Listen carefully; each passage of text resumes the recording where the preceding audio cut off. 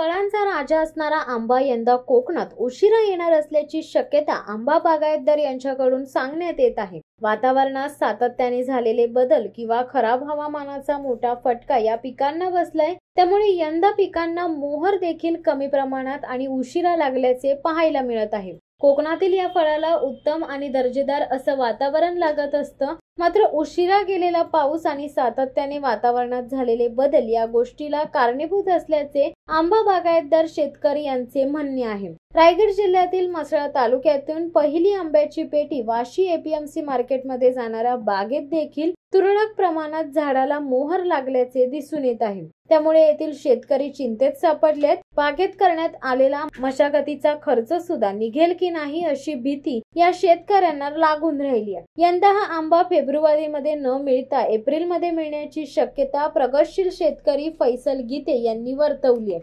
शिवसत्ता टाइम्ससाठी गणेश महाप्रळकर, म्हसळा। दे धडक बेधडक वृत्त देणाऱ्या आपल्या शिवसत्ता टाइम्स न्यूज चॅनलला लाल बटन दाबून सबस्क्राईब करा आणि बेल आयकॉनला क्लिक करायला विसरू नका।